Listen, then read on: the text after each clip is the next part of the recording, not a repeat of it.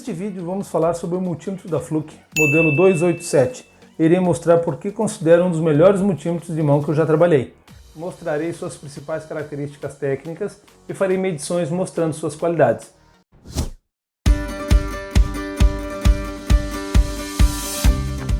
Bem, nobres, este multímetro, por suas características técnicas, é realmente o primeiro colocado no pódio dos multímetros de mão que eu conheço até o dia de hoje.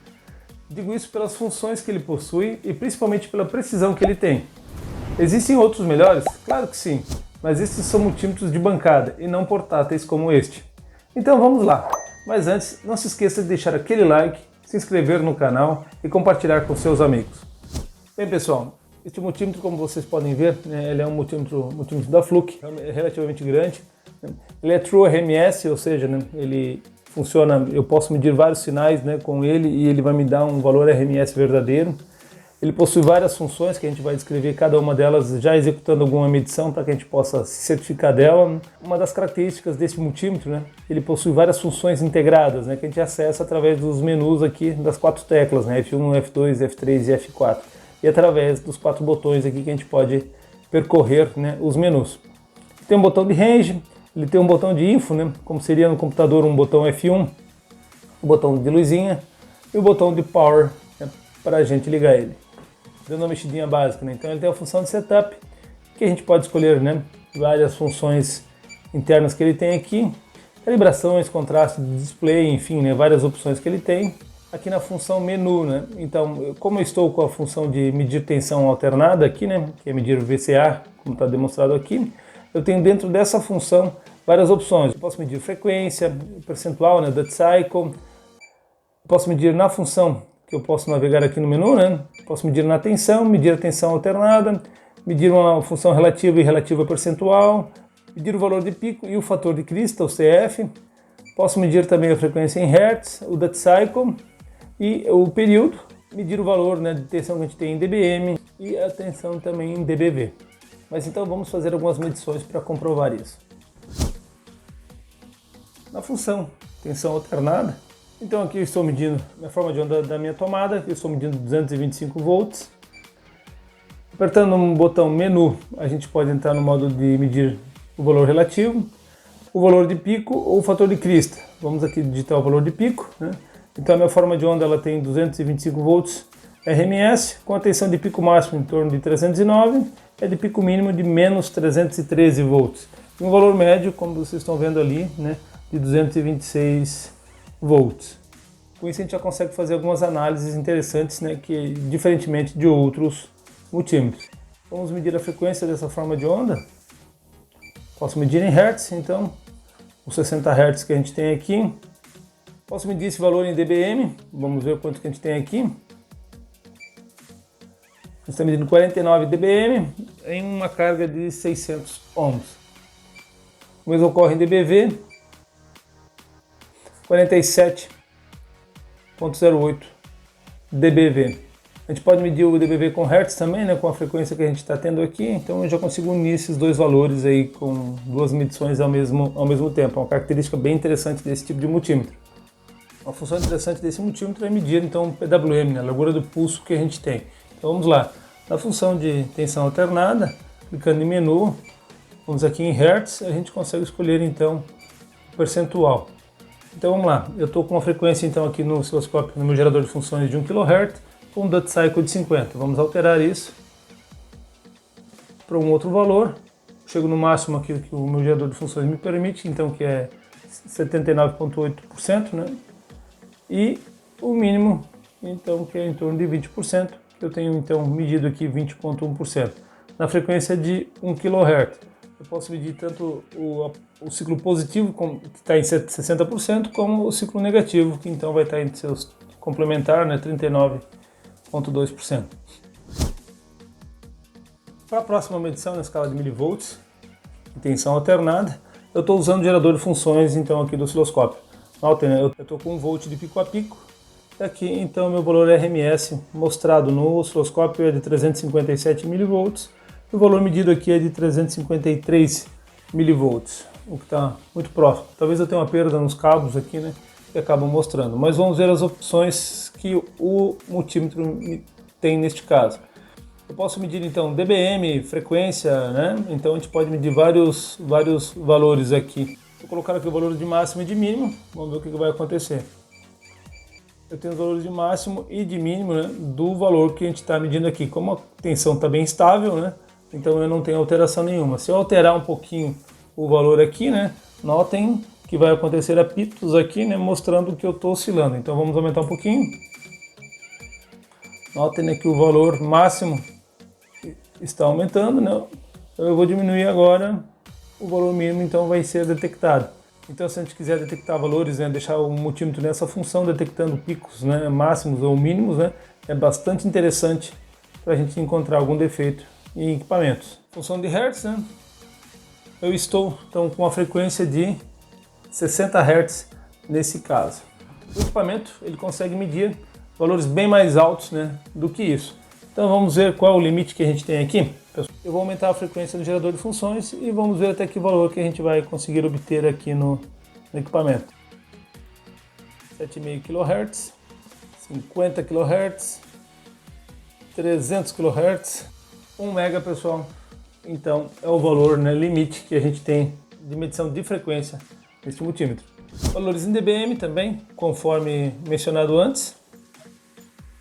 O dBm com a frequência que a gente tem aqui. Então se a gente quiser medir um pouco ter uma percepção de filtros, né, ou de atenuação por filtros, a gente consegue acabar medindo os valores aqui que a gente tem, né, e se a gente vai ter alguma atenuação conforme o nível da frequência. Então isso pode ser interessante dependendo da aplicação que a gente vai estar atuando. Então até a nossa casa de 1 MB a gente consegue ver a resposta do filtro, da atenuação de algum filtro, tá, pessoal? Então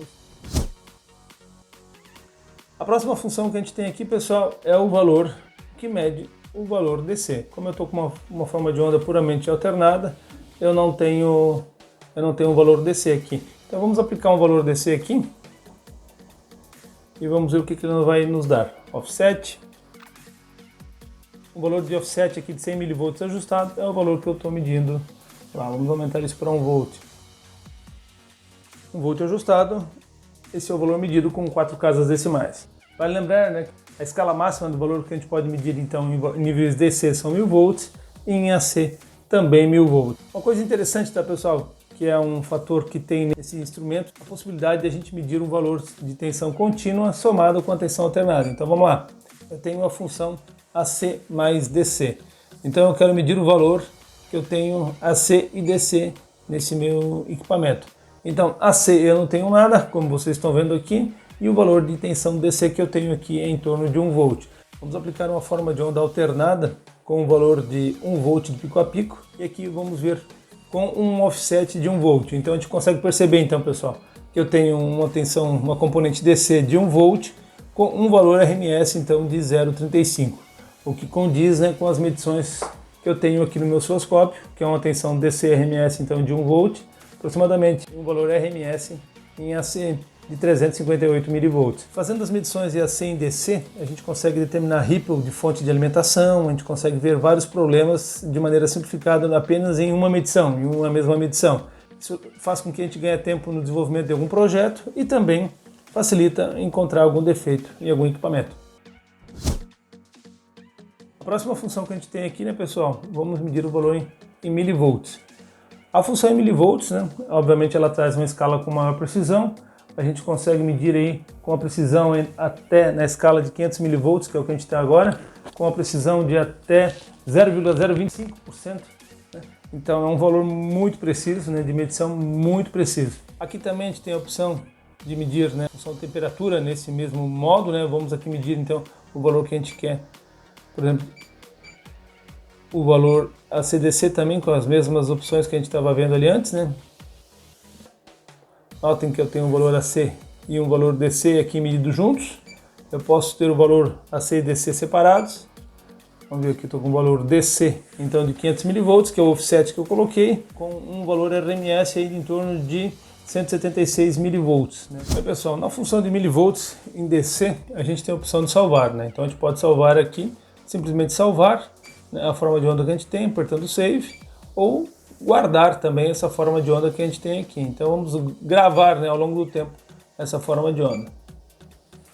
Enquanto está gravando, o botão de power fica piscando. Vamos oscilar um pouquinho a tensão que a gente tem aqui, para a gente ver como é que vai ser esse processo de gravar.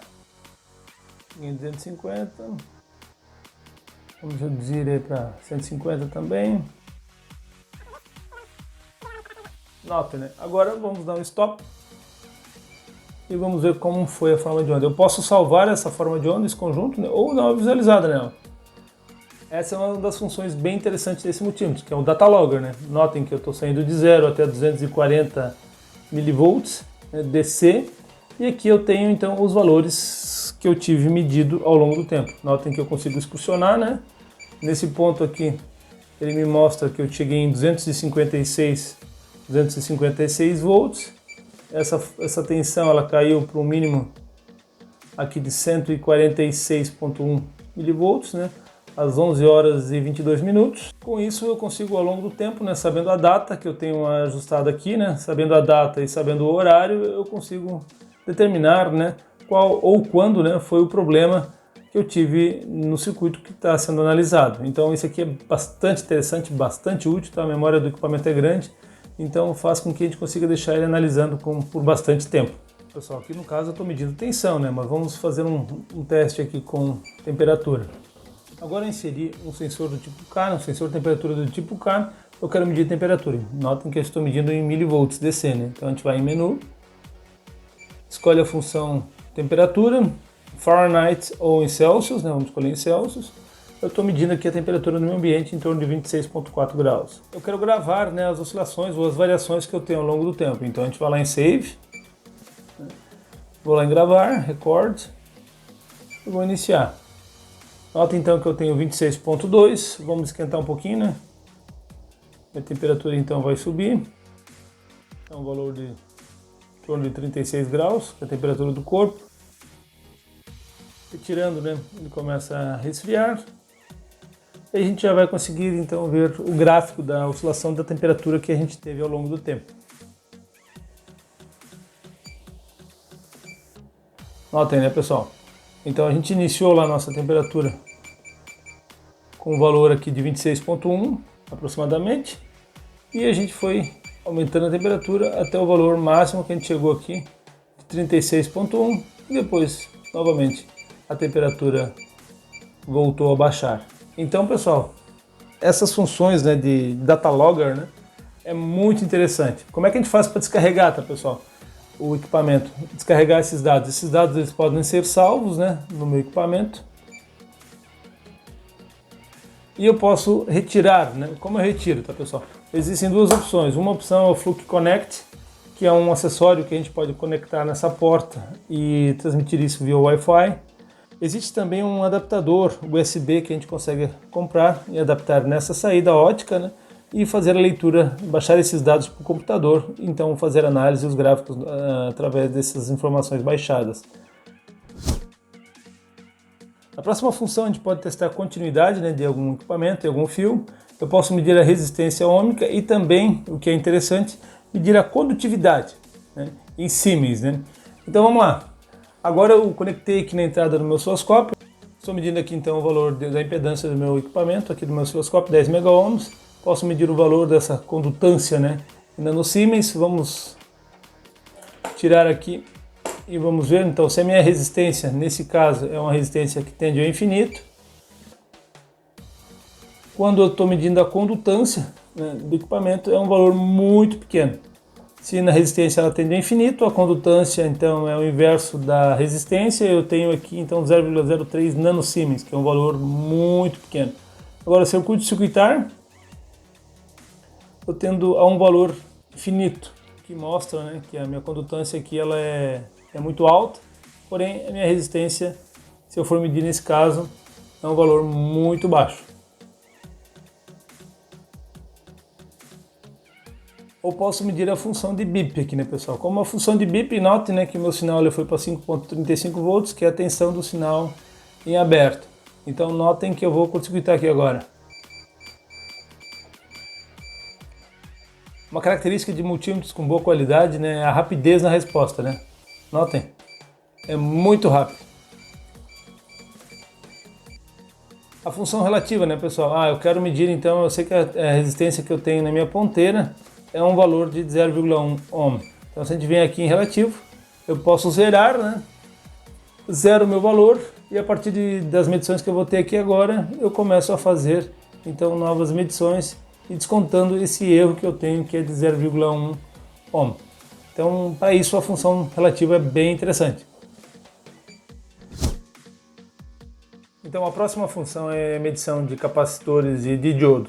Nessa função, o multímetro acaba injetando, né, colocando na ponteira dos terminais um valor de 5,38 volts. Com esse valor, a gente consegue medir, então, diodos, né, e até acender algum LED, né, ver se o LED está funcionando ou não. Né? Para isso, vamos fazer um teste, então, aqui com um LED. Que eu tenho, então, uma tensão sobre ele de 2,5 volts. Vamos medir um diodo. Agora, com um diodo polarizado diretamente, a gente chega no valor de 0,59 volts. Também é possível, então, acessar o menu, né, e medir o valor de capacitância. Notem que aqui, né, a gente aparece uma tensão oscilante e vamos ver o que acontece quando a gente insere, então, um capacitor aqui para fazer uma análise dele. Tá? Agora eu estou medindo o valor de um capacitor de 100 nanos. Notem o que acontece com a forma de onda, né, pessoal? Eu tenho uma frequência de 5,6 Hz. E essa oscilação que o multímetro produz, né, é através dela, então, que o multímetro acaba medindo o valor da capacitância. Então, eu estou com 100 nano ou 0,1 micro para nesse caso aqui. Vamos medir um valor maior. Agora eu estou medindo um capacitor de 33 microfarad. No caso, ele está me medindo agora 30,5 microfarad. E a forma de onda, então, se alterou aqui no meu osciloscópio, né, para o valor que está demonstrado. Bem, o objetivo agora, então, é medir a corrente que a gente tem passando por esse circuito. Para isso, a gente tem que, então, mudar a ponteira de prova da função de tensão, né, para a função de corrente. Né? A função de miliampere, que tem um fusível de proteção de até 400 miliamperes, ou na função, então, do comum até a função de ampere, com fusível de 10 amperes, aqui protegido, então, ambos protegidos por fusíveis, né, pessoal? O que acontece se a gente mudar, então, a escala se estiver errado, tá, pessoal? Ele vai aparecer essa mensagem de erro dizendo que as ponteiras de prova estão conectadas de maneira errada. Então vamos corrigir isso. Ok, agora eu estou conectado da maneira correta.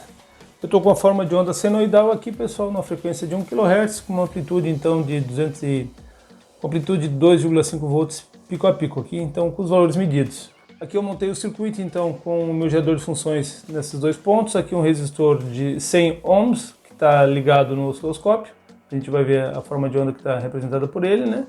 Essa corrente então entra na ponteirinha preta, passa por dentro do amperímetro, né, do fluxo, e sai aqui no outro pontinho vermelho. Então vamos ver o que a gente vai medir aqui agora. Notem, né?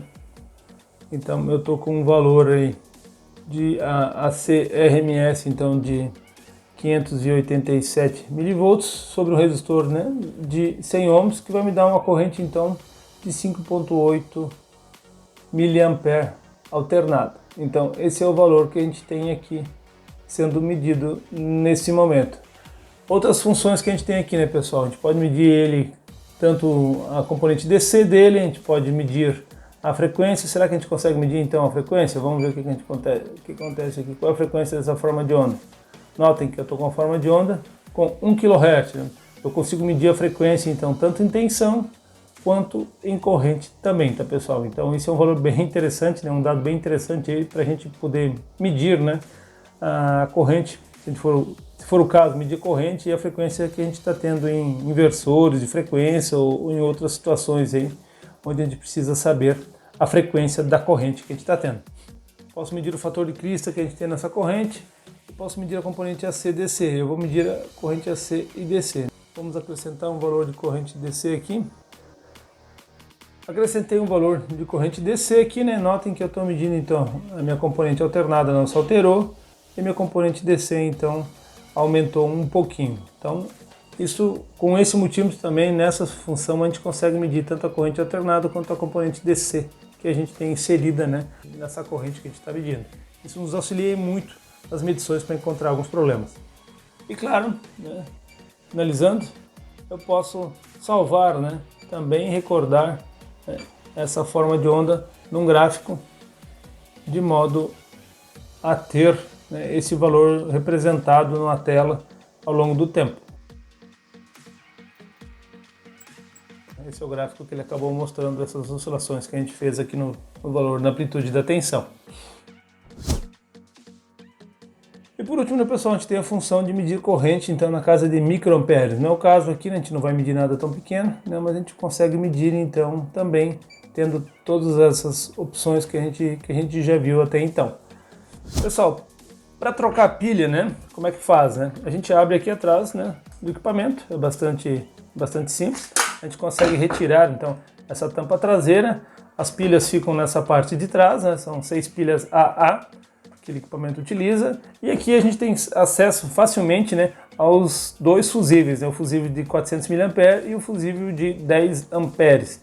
Então é bastante fácil, bastante tranquilo a reposição do equipamento, não precisa abrir ele todo, né, para a troca do fusível. Então isso foi algo bem bolado, né, bem interessante por parte da Fluke para fazer a reposição, né, no caso de queima dos fusíveis.